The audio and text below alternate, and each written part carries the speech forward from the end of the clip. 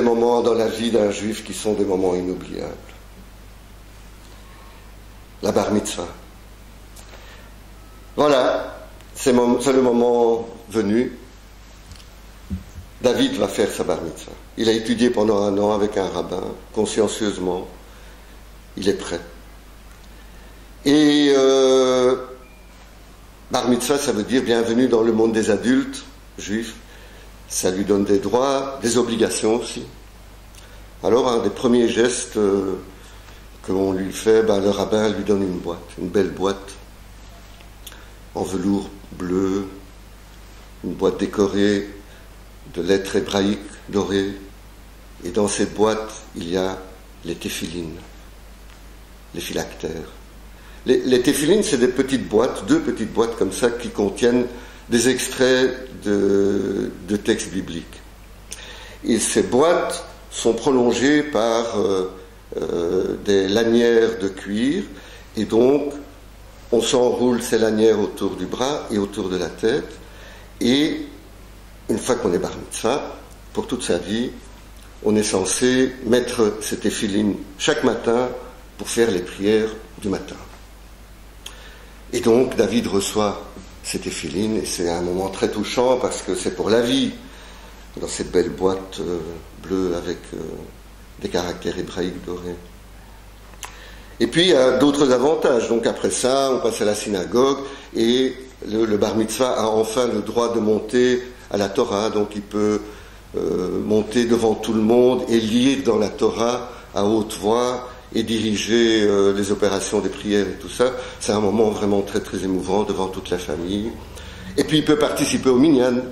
Le minyan, c'est ce groupe de minimum 10 adultes, bar mitzvah, qui se réunissent pour prier. Et voilà, donc tout ça se passe, et c'est très très touchant. Et puis les cérémonies terminées, la famille se retrouve à la maison. Alors, les parents n'ont pas voulu faire une grosse fête, mais il faut marquer le coup, donc ils reçoivent chez eux la famille élargie, avec tous les cousins, les cousines et tout ça, et les amis proches également qui sont là. Et puis ils ont invité également le rabbin. Le rabbin est un nouveau rabbin dans la communauté, il est jeune, c'était sa première bar mitzvah, il a très bien fait ça, et on l'honore, et on est honoré par sa présence, donc on l'invite également. Alors les parents ont voulu mettre les petits plats dans les grands, et ils ont sorti pour l'occasion les services en porcelaine, ainsi que les couverts en argent, qu'on ne sauve vraiment que pour les grandes occasions. Et voilà, le repas se passe bien, c'est magnifique, le bouillon est excellent, et la suite également. Et tout le monde est content, tout le monde rentre chez soi.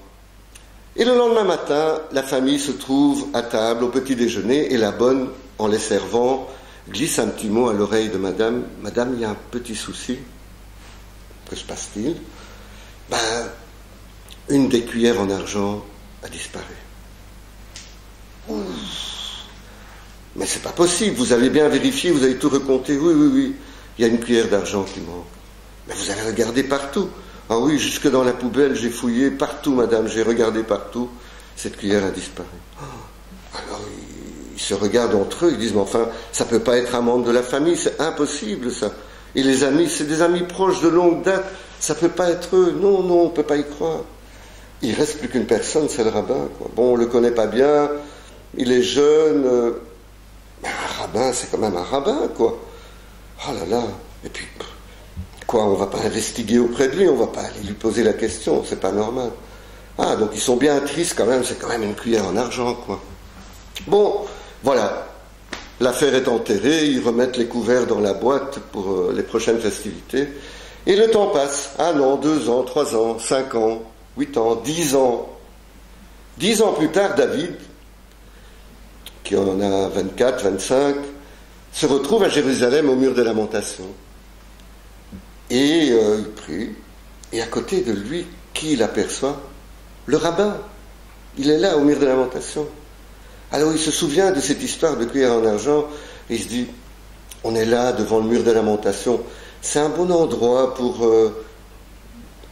se rapprocher, pour poser ce genre de questions, parce que c'est quelque chose qui les rongeait depuis des années, il faut y mettre un terme. Alors il se tourne vers le rabbin et dit, monsieur le rabbin, j'ai une question à vous poser. Oui, marié. Vous vous souvenez de ma bar mitzvah? Oui, très bien, bien sûr, c'était ma première bar mitzvah, je m'en souviendrai toute ma vie. Vous êtes venu chez nous, vous avez participé au repas. Oui, oui, c'était très agréable, une famille particulièrement chaleureuse, très bien. Nous avons eu un incident au cours de ce repas. Ah bon, qu'est-ce qui s'est passé? Il y a une cuillère en argent qui a disparu et que encore aujourd'hui on n'a pas retrouvé. Je ne sais pas, vous avez peut-être une idée de ce que cette cuillère a pu devenir? Alors le rabbin le regarde d'un air malicieux et il dit: et si tu ouvrais ta boîte à téfilim?